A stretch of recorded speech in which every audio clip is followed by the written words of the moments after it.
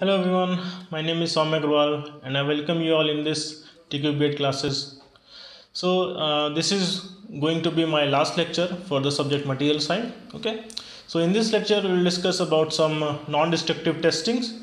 In the previous lecture we have discussed about destructive test, okay, like impact test, creep test, fatigue test, hardness test and tensile tests. Okay, so let's crack the gate. So in the previous lecture we haven't discussed this particular kind of property, which is the hardenability. So before starting the non-destructive test, okay, let's see what is hardenability and how you can measure this hardenability. Okay, so this is what is the hardenability. So it is the ability of the steel to form the martensite on quenching. Okay, so like आपका जो steel है वो martensite कितने अच्छे से form कर सकता है. So that is the property name hardenability.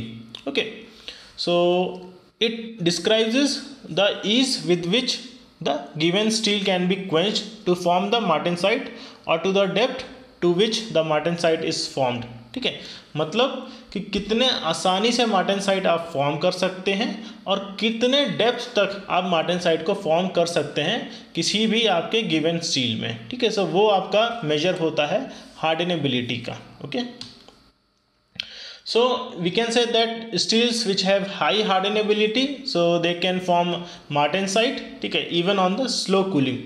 अभी क्या होता है, you know that this marten formation of martensite depends on the cooling rate also. Okay, so faster the cooling rate higher is the probability for getting the martensite at the room temperature. ठीक है, तो जैसे जैसे आप cooling rate को बढ़ाएंगे तो आपको मार्टेनसाइट फॉर्म होने के चांसेस आपके बढ़ जाते हैं.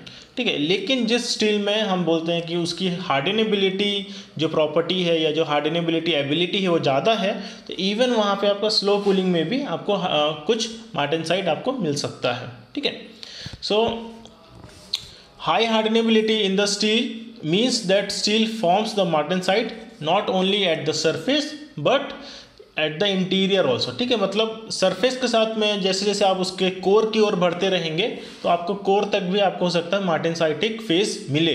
ओके, सो उससे क्या होता है, यूनिफॉर्म आपको एक स्ट्रेंथ निकल के आता है. ओके, अब काफ़ी लोग कंफ्यूज हो जाते हैं what is hardness and hardenability, है ना. लगभग यहाँ पे जो वर्ड है वो हार्ड जुड़ जाता है दोनों के केसेस में. ठीक है, तो हार्डनेस और हार्डनेबिलिटी से थोड़ा सा लोग कन्फ्यूज़न कर जाते हैं. ओके, यहाँ पे वर्ड दोनों में क्या है, हार्ड ही है स्टार्टिंग में, तो इससे थोड़ा सा कन्फ्यूजन हो जाता है. ठीक है, so hardness is what, that is resistance to the indentation, है ना. सो ये बोल सकते हैं that hardness is the measure of the sample's resistance to indentation और स्क्रैचिंग. मतलब स्क्रैच, अगर कोई मटेरियल स्क्रैच नहीं हो पा रहा है आसानी से तो उसको हम क्या बोलते हैं, दैट मटेरियल इज़ हार्ड, है ना. सो वो क्या है, उसकी हार्डनेस ज़्यादा है, उसका BHN वैल्यू ज़्यादा है, उसका HRC HRB वैल्यू उसका ज़्यादा है. ठीक है, सो अब यहीं पे अगर हम हार्डनेबिलिटी की बात करते हैं, so this is the ability to be harden to the particular depth, है ना. मतलब कि आप कितने डेप्थ तक उस पर्टिकुलर मटेरियल को, ठीक है, आप हार्डन कर सकते हो. मतलब मार्टेनसाइट कितने डेप्थ तक वो फॉर्म कर सकता है पर्टिकुलर स्टील में. ठीक है, वो जो भी गिवन स्टील है ऑन द गिवन कंडीशन, तो वो होती है आपकी हार्डनेबिलिटी. ठीक है, तो हार्डनेस एंड हार्डनेबिलिटी इस तरह से डिफरेंट है. हार्डनेस क्या बताता है कि कोई भी मटेरियल आपका क्या कहते हैं हार्ड हो सकता है, चाहे वो सिरामिक हो, कंपोजिट हो या फिर आपका मेटालिक हो. ठीक है, हार्डनेबिलिटी यहाँ पे हम चेक करते हैं, यूजुअली स्टील की चेक करते हैं कि वहाँ पे मार्टेनसाइट कितना आपका डीप तक आपका फॉर्म कर सकता है और कितना ईजिली फॉर्म कर सकता है. ठीक है, तो यहाँ पे ये चीज़ डिफरेंस है. ठीक है, सो इसी तरीके से हमारे पास में कुछ मेथड्स हैं डिटरमाइन करने के लिए हार्डनेबिलिटी को. Let's see. Okay, so we have two methods. तो first one is Grossmann's method and second is the Jominy end quench method. So एक बार गेट के क्वेश्चन में आया था like Jominy end quench test belongs to which kind of test, है ना. तो वहाँ पे हार्डनेबिलिटी भी था, हार्डनेस भी था, तो दैट इज ये इसका आपका हार्डनेबिलिटी टेस्ट है. ठीक है, so this is a hardenability test. ठीक है, तो इसमें मैं ज़्यादा नहीं जाऊँगा, बस आपको एक बेसिक्स आपका जॉमिनी एंड क्वेंच से बताने की कोशिश करता हूँ मैं कि हार्डनेबिलिटी को आप कैसे मेजर करते हैं. ठीक है, so what is the principle behind, let's see. So ये क्या होता है, let's we take a round metallic bar. ठीक है, और standard size and it is transform to the 100% austenite. ठीक है, through the heat treatment. Obviously that what you do in the annealing and normalizing, that you increase the temperature above the austenizing temperature, which is approximately 727 degrees Celsius, like eutectoid temperature, above eutectoid temperature. Okay, and then it is quenched at one end with the room temperature water. Okay, so like here will be a round bar. Okay, so whose temperature will be above 727 degrees Celsius. Okay, the temperature will be above 720 degrees Celsius, and then quenching will be there at just one end. So like here will be a water jet. Okay, so water jet will be over here, and it will quench at one end only. Okay, so here is the, you can say, jet pipe.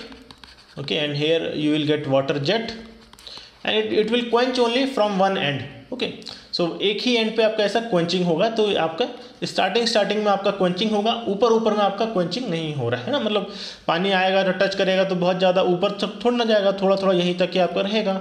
Okay, यहीं तक ही रहेगा, तो इतना ही आपका quench हो रहा है। Okay, सो इससे क्या पता चलता है कि जो आपका बॉटम पार्ट है यहाँ पे आपका जो कूलिंग रेट है वो हाईएस्ट होगा, और उसमें जो टॉप पार्ट है जो आपका क्वेंचिंग मीडियम में जिसमें टच नहीं हो रहा है, वहाँ पे क्या होगा आपका कि जो कूलिंग रेट है वो मिनिमम होगा। तो इस तरह से आपको कैसा मिल रहा है, वेरिएबल कूलिंग रेट मिल रहा है। ठीक है, बॉटम में आपको मैक्सिमम मिल रहा है, ऊपर में आपको कैसा मिल रहा है, मिनिमम कूलिंग रेट मिल रहा है। आपको खाली रूम टेम्परेचर से जो एयर का जो कन्वेक्शन हो रहा है वहीं से आपको खाली उतना कूलिंग मिल रहा है। तो ऊपर से एयर कूलिंग मिल रहा है, नीचे आपका वाटर कूलिंग मिल रहा है। ठीक है, तो ये बेसिक एक जॉमनी टेस्ट का सेटअप है।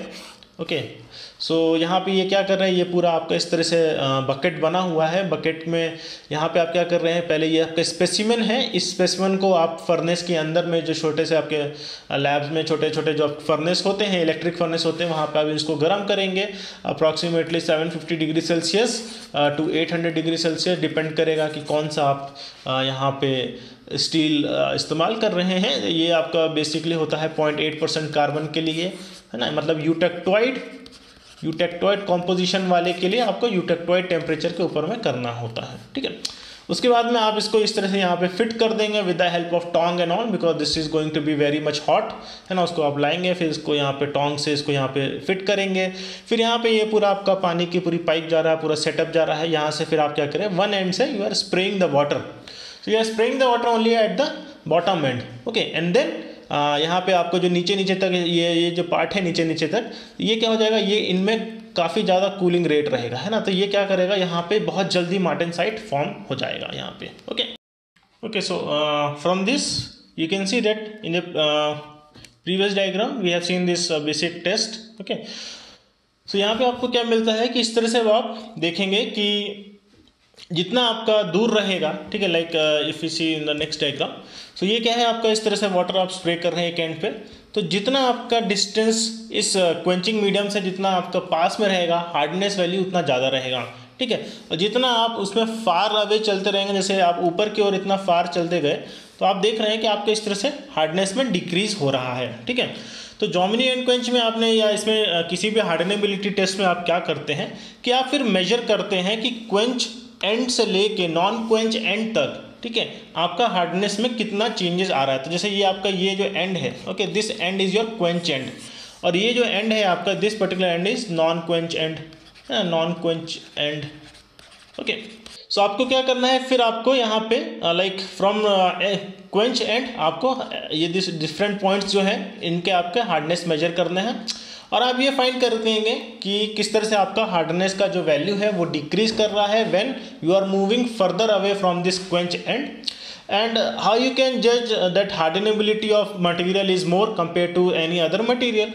सो द मोर द डेप्थ, है ना, आपको जिस तरह से इतना डेप्थ तक आपको जो हार्डनेस वैल्यू, अच्छी हार्डनेस वैल्यू मिल रही है, ठीक है, तो आप ये कह सकते हैं कि अगर आपको इस तरह से डायग्राम मिले, है ना, जैसे एक डायग्राम आपको इस तरह से मिल गया है, दूसरा डायग्राम आपको हो सकता है कुछ इस तरह से मिल जाए, दूसरा डायग्राम मतलब दूसरे मटेरियल का डायग्राम, तीसरे मटेरियल का डायग्राम कुछ आपको इस तरीके से मिल गया, है ना। तो ये आप कह सकते हैं कि ये जो this is material A, this is material B and this is material C. So material C का जो हार्डनेबिलिटी है वो मटेरियल बी से ज़्यादा है और मटेरियल बी का हार्डनेबिलिटी जो है मटेरियल ए से ज़्यादा है, ठीक है।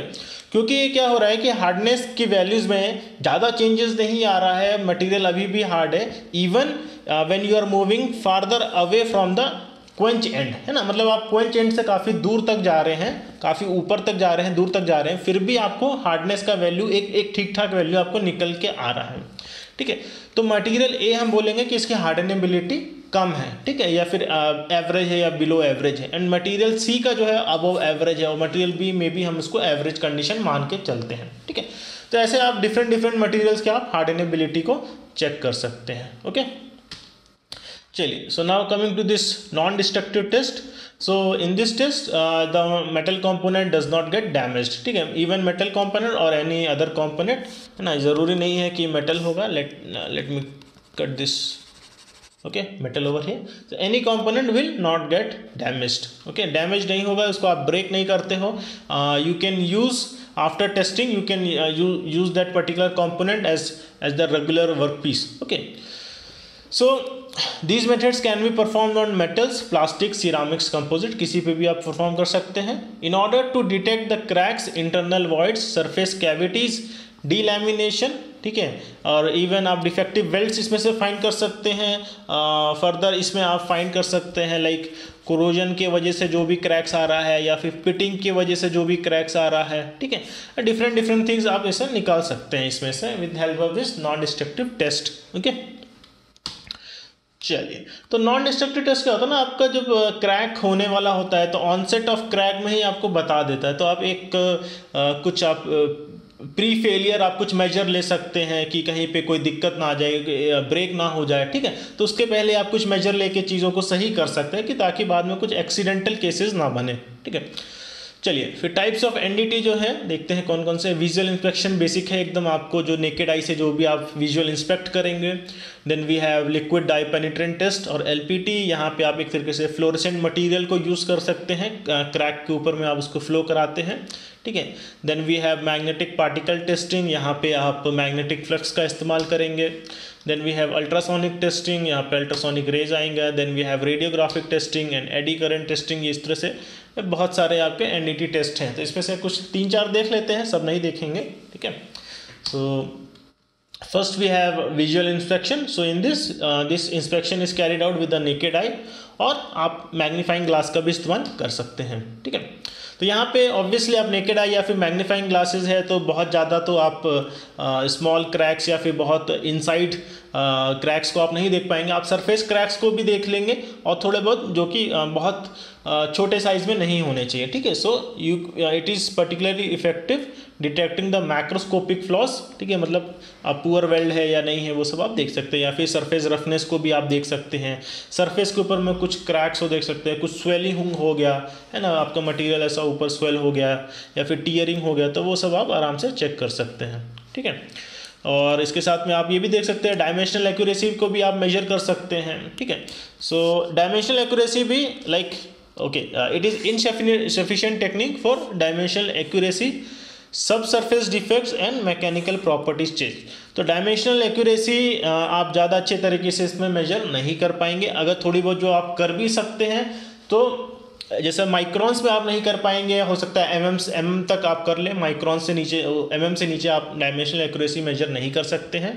और पहले बताया सिर्फ सरफेस डिफेक्ट्स आप एक तरीके से मेजर कर पाएंगे, सब सरफेस, ठीक है, या फिर इनसाइड वाले डिफेक्ट्स को आप नहीं मेजर कर पाते हैं।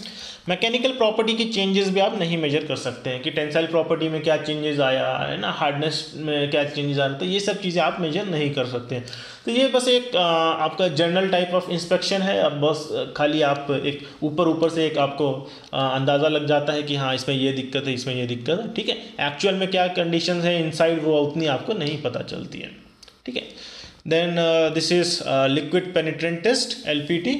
अब इसमें क्या होता है कि इसमें आप एक फ्लोरेसेंट लिक्विड लेते हैं और by capillary action it will flow ठीक है। तो आप क्या करेंगे, कुछ आपका इस तरह से मटेरियल सैंपल है, ओके। अब इसके ऊपर में आप ऐसा ऐसा कुछ लिक्विड इसके ऊपर में आप पोर करेंगे, ठीक है। लिक्विड यहाँ पे पोर करेंगे, पूरा ये ऐसा भर जाएगा। तो जहाँ जहाँ पे क्रैक होगा, ठीक है, जहाँ जहाँ पे क्रैक होगा वो लिक्विड उस क्रैक्स के अंदर में बैठ जाएगा, ठीक है, उस क्रैक्स के अंदर में बैठ जाएगा। अब एक बार उस क्रैक्स के अंदर में बैठ गया ना, तो फिर आपने क्या करना है, okay, please read. The technique is based on the ability of the liquid to be drawn into the clean surface breaking flaw by the capillary action, है ना। मतलब जहाँ पर भी आपका सरफेस फ्लॉ होगा वहाँ पे बाय कैपिलरी एक्शन, ठीक है, that fluorescent liquid will flow into that cracks, okay. तो सरफेस डिफेक्शन ऑल के लिए निकालने के लिए काफ़ी इजी होता है। सो ये जो होता है यहाँ पे हम नॉन मैग्नेटिक मटेरियल्स के लिए ही मोस्टली यूज़ करते हैं। मैग्नेटिक मटेरियल्स के लिए हम आराम से यूज़ कर सकते हैं आपका जो मैग्नेटिक टेस्टिंग है, ठीक है। तो यहाँ पे जो आप मटेरियल्स यूज़ करते हैं, आप कोई भी मटेरियल्स यहाँ पे यूज़ कर सकते हैं, चाहे मेटल्स हो या सिरामिक हो, इवन प्लास्टिक्स को भी आप यहाँ पे यूज़ कर सकते हैं, ठीक है। चलिए इसमें मेथड समझते हैं क्या होता है। तो यहाँ पे आपको क्या करना है, पहले मटेरियल को अच्छे से क्लीन करना है। डस्ट पार्टिकल कोई भी आप नहीं होना चाहिए, प्रॉपर क्लीनिंग होनी चाहिए। एसिड पिकलिंग से भी आप क्लीन कर सकते हैं, ठीक है। उसके बाद में आपको क्या करना है, एक फ्लोरेसेंट डाई के सोल्यूशन को उससे पूरा का पूरा उसको कोट करना है, ठीक है। और उसको एक्सेस जो भी सोल्यूशन है वो रिमूव करना है और कुछ देर तक आपको रुकना है। जब आप जितनी देर आप रुकते हो उसको हम बोलते हैं ड्वेल टाइम, ओके। देन उसके बाद में आप क्या करते हैं कि उसके बाद में वेट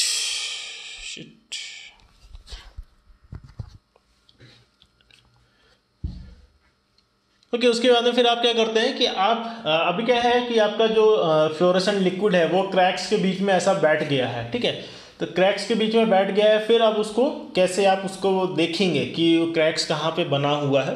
तो आप क्या करते हैं ना, आप उसके ऊपर में एक ऐसा मटेरियल अलग से फ्लो कराते हैं जिसको हम बोलते हैं डेवलपर, ठीक है। डेवलपर को आप फ्लो कराते हैं, वो क्या करेगा कि जहाँ जहाँ पे अब आपका क्रैक्स है, ठीक है, वहाँ वहाँ पे आपका वो फ्लोरेसेंट डाई आपका अंदर में बैठ गया होगा, ठीक है। तो वो क्या करेगा, वो उस फ्लोरेसेंट डाई को ऐसा बाहर निकाल के लाएगा, ठीक है, बाहर निकाल के लाएगा और वो जहाँ पे क्रैक है वहाँ पे वो फ्लोरेसेंट डाई अपना रंग छोड़ देगा, ठीक है। जैसे आपका ब्लॉटिंग पेपर होता है, तो ब्लॉटिंग पेपर क्या करता है, आपको इंक को सोख लेता है ना। तो उसी तरीके से जो डेवलपर है ये आपका क्या करेगा, वो ब्लॉटिंग पेपर को आपका ऐसा ऊपर से खींच के लाएगा, कैपिलरी एक्शन से वो उस लिक्विड को बाहर खींच के लाएगा, ठीक है। सो जहाँ पे वो बाहर खींच के आएगा तो वो आपको ऐसा दिखेगा, उस क्रैक के ऊपर में वो रंग दिखेगा। जैसे आपने लाल रंग का फ्लोरेसेंट यूज़ किया तो ऐसा वो उस क्रैक के ऊपर में लाल लाल रंग बन जाएगा। तो आपको कैसा लगेगा कि ऐसा ब्लीड हो रहा है ना, वो मटेरियल आपका क्या कर रहा है, ब्लीड कर रहा है, ठीक है। So this dye that has penetrated the defect will then bleed out and which can be seen as the red lines. अब इसको डायग्राम में आप देख सकते हैं यहाँ पर, ठीक है। तो इस तरह से आप क्या कर रहे हैं, ये आपका क्रैक व्रैक होगा जो भी है, मटेरियल सैंपल है, इसके ऊपर में आपने ये फ्लोरेसेंट डाई लगा दिया। इसको हम बोलते हैं पेनिट्रेंट, है ना, जो कि क्रैक्स को पेनिट्रेट करेगा, ओके। उसके बाद में ऊपर का पार्ट पूरा क्लीन कर दिया। जैसे आप देख सकते हैं यहाँ पे लाइट पिंकिश जो एरिया है वो आपका क्लीन पार्ट है, आपने फ्लोरेसेंट फ्लो कर दिया, उसके बाद में आपने पूरा का पूरा क्लीन कर दिया। तो थोड़ा बहुत रंग रह जाता है, पूरा क्लीन नहीं हुआ तो, है ना, क्योंकि फ्लोरेसेंट कलर है, थोड़ा बहुत रंग छोड़ देगा, ठीक है। अब उसके बाद में क्या करना है, आपने यहाँ पे ये दिख रहा होगा हल्का हल्का सा, let me just change colour, अगर नहीं दिख रहा है तो, ठीक है। ये आपने हल्का हल्का सा यहाँ पे ऐसा डेवलपर यहाँ पे फ्लो कराना है। ये ग्रे कलर का है, शायद आपको ना दिख रहा हो, ठीक है। तो ऐसा ये डेवलपर यहाँ पे आप इसको फ्लो कराएंगे, इसके ऊपर में पूरे सरफेस के ऊपर में, ये मैं ब्लू कलर से कर दे रहा हूँ, ठीक है। तो ये क्या करेगा, ये डेवलपर क्या करेगा, आपको ये पेनिट्रेंट को जो अंदर ये जो गया हुआ फ्लोरेसेंट डाई इसको खींच के निकालेगा, बाहर निकालेगा, ठीक है, इसको बाहर सकआउट कर देगा। तो इस तरह से आपको जहाँ पे क्रैक्स है ये आपको इस तरह से गाढ़ी रेड लाइन आपको इस तरह से मिल जाएगी। तो आप यहाँ पे ये बोल सकते हैं कि अच्छा यहाँ पे आपका सरफेस क्रैक्स आपको मिल गया, ठीक है। तो इस तरह से इसको हम क्या बोलते हैं, ब्लीडिंग एक तरीके से बोलते हैं ना, जहाँ पे क्रैक्स होगा वहाँ पे इस तरह से रेड लाइंस बन जाएगा। जैसे आपके चोट लग जाता है तो खून निकल आता है, तो इस तरह से आप देख सकते हैं कि कहाँ पे चोट लगा है ना। इसी तरह से आपको यहाँ पे मिल जाएगा कि कहाँ पे आपके सरफेस क्रैक्स हो रखे हैं, ठीक है। तो ये था आपका liquid dye penetrant test. Next is magnetic particle testing. So in this आप बेसिकली मैग्नेटिक पार्टिकल टेस्टिंग है, तो यहाँ पे आप नॉन मैग्नेटिक मटेरियल्स नहीं यूज़ करेंगे, मैग्नेटिक मटेरियल्स यूज़ करेंगे। तो यूजुअली आपके जितने भी फेरस मटेरियल्स होते हैं, है ना, फेरस मटेरियल्स होते हैं, उनमें फेरस आपका आयरन होता है, तो फेरस मटेरियल्स आपके मैग्नेटिक होते हैं, तो हम फेरस मटेरियल ही मोस्टली यहाँ यूज़ करेंगे। तो इसमें क्या होता है कि आपको देखना है कि जो मैग्नेटिक फ्लक्स का जब कहीं पे पर्टिकुलर क्रैक में कहीं पे लीकेज होता है, ठीक है, तो आप क्या करते हैं, जैसे आपने कुछ टैंक लिया है ना, कोई भी आपका टैंक है, अब यहाँ पे एक बड़ा सा टैंक है, अब इसके अंदर कुछ लिक्विड भरा है, तो अभी क्या है आपको देखना है कि समय के साथ में कहीं इसमें कोरोजन तो नहीं हो गया, पिटिंग तो नहीं हो गया, उसकी वजह से कहीं क्रैक्स तो नहीं बन गए, है ना। इंडस्ट्रियल टैंक्स होते हैं बड़े बड़े, तो उसमें क्या करना होता है, फिर आप इसको, अब ये टैंक्स पूरा ऑब्वियसली आयरन का होना चाहिए अगर इसको मैग्नेटिक टेस्टिंग करेंगे, है ना। तो आप क्या करेंगे, पहले इसको टोटली मैग्नेटाइज करेंगे, है ना, पूरा का पूरा इसको मैग्नेटाइज करना है।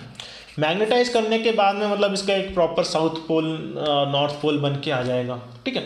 सो अब इसके ऊपर में अब आप क्या करेंगे, अब जहाँ जहाँ पे क्रैक होगा ना, वहाँ पे क्या कहते हैं, आपका जो मैग्नेटिक फ्लक्स है वो थोड़ा सा लीक करेगा, है ना, मतलब वहाँ पे आपको एक जो मैग्नेटिक फील्ड है वो ब्रेक होगा और मैग्नेटिक फ्लक्स वहाँ से आपका लीक आउट थोड़ा सा करने लगेगा।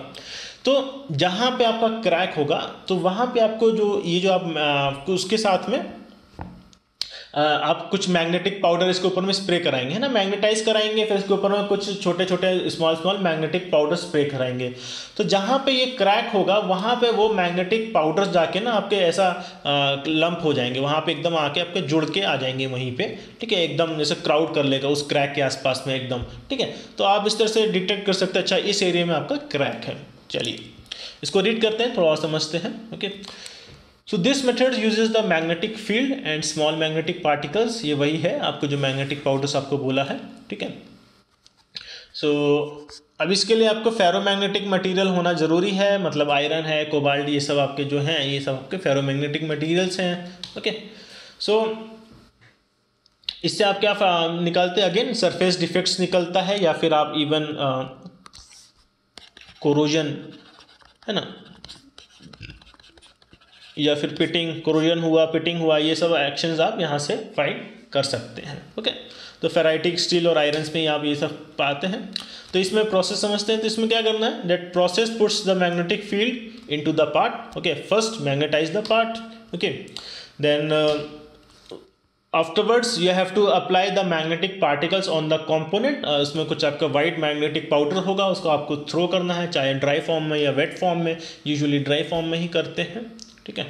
And afterwards wherever there is a discontinuity और wherever there is a crack, so what happens that magnetic flux will be broken and new south and north pole will be formed, ठीक है। तो new south and north pole बनेगा, तो वहाँ पे ऐसा बोलते हैं उसको हम फ्लक्स लीकेज हो जाएगा, है ना, फ्लक्स लीकेज। तो magnetic flux that is given by phi, it is nothing but your magnetic field, ना, magnetic field vector into, okay, dot product into आपका यहाँ से this will be will can say multiply, not dot product ना, simple multiply करते हैं, ठीक है, vector into we can say magnetic, okay, let me write in the form, that form, है ना, area, magnetic field into area, so this could be written as H, है ना, H vector into A vector, H dot A vector.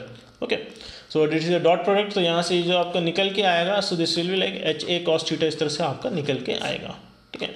So this is your magnetic flux. Okay, तो इसको हम थोड़ा सा diagram देखते हैं। सो द पार्टिकल्स, अभी जो होगा आपका जहाँ पे आपका फ्लक्स लीकेज होगा, तो वो जो मैग्नेटिक पार्टिकल्स है that will cluster around those magnetic around that leakage area. Okay, so वहाँ पे आपको इंडिकेट करेगा कैसा क्या हो रहा है।